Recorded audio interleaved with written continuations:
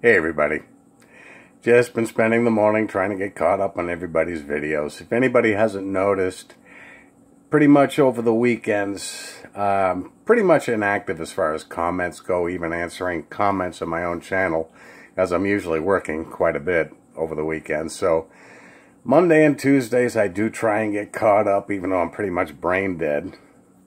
Just want to let you guys out there know that.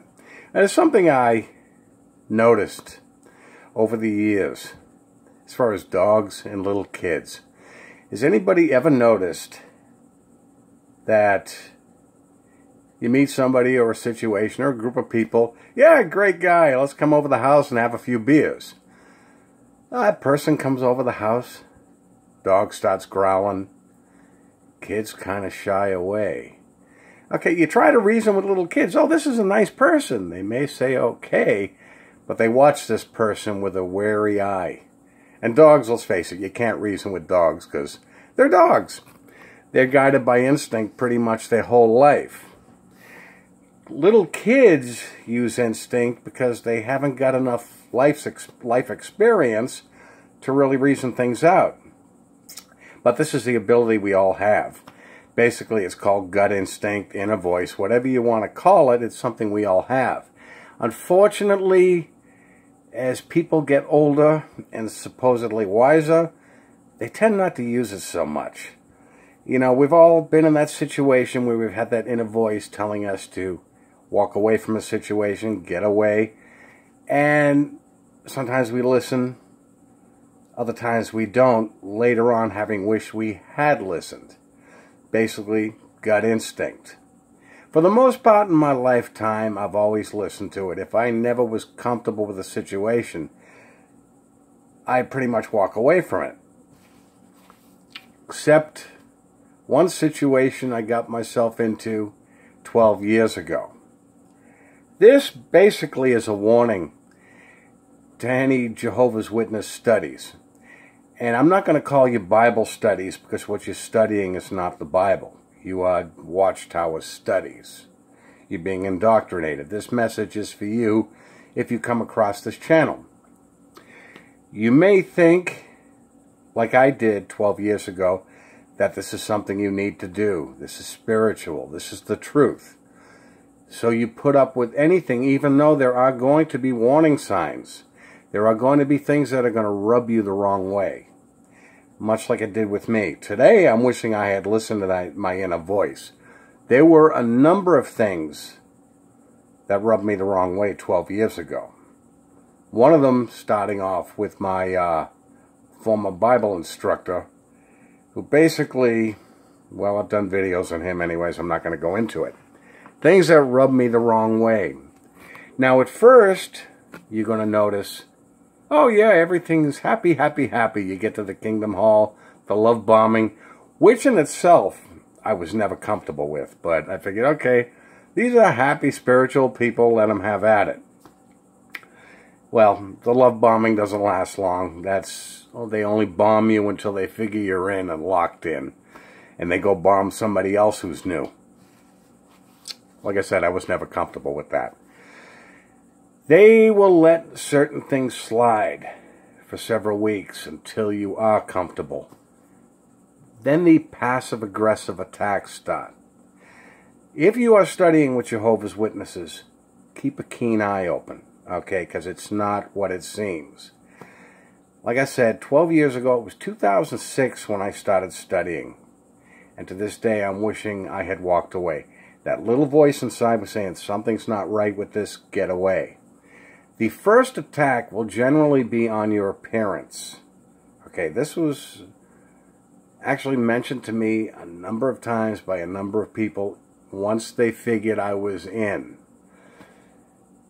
The one thing, now I had facial hair at the time, and it didn't dawn on me that, okay, there was nothing about facial hair mentioned in the Bible.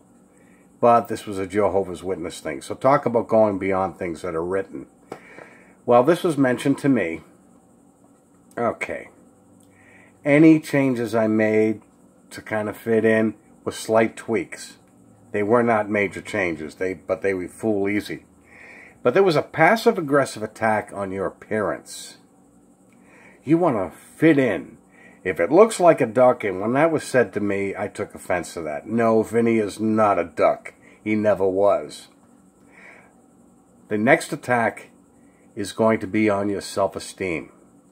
They want you to feel as though you can't live without the organization. You're a useless human being. They will deny this, but they do not want you to have self-confidence in anything. I never realized just how badly that my self-esteem was damaged. I'm not going to go into that today. I'm going to go onto that in a future video. At the time, I was quite cocky. So no, Vinny's Vinny no matter where he goes. But the attack on your self-esteem, like I said, it's done passive-aggressively. So your chances are you're not going to notice. You'll notice anything you're good at, anything you're proud of, will be shot down pretty quickly. My former Bible instructor was great at that, but we're talking about a guy who was good at nothing except shooting other people down.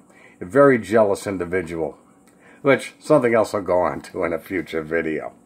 Anyways, if you are studying with Jehovah's Witnesses, if you're having that inner voice telling you, get away, don't ignore it, okay? At the time I was studying, I was computer illiterate. I didn't have the tools to do the research. There are now a lot of research tools on the subject. There are a lot of websites you can look up. Now, there's a reason why Watchtower frowns down on you doing research outside the organization, because they cannot defend themselves when truth is actually in their face. Because their truth is not truth. You can look up jwfacts.com, which has been a phenomenal as far as exposing. You can weigh the evidence yourselves.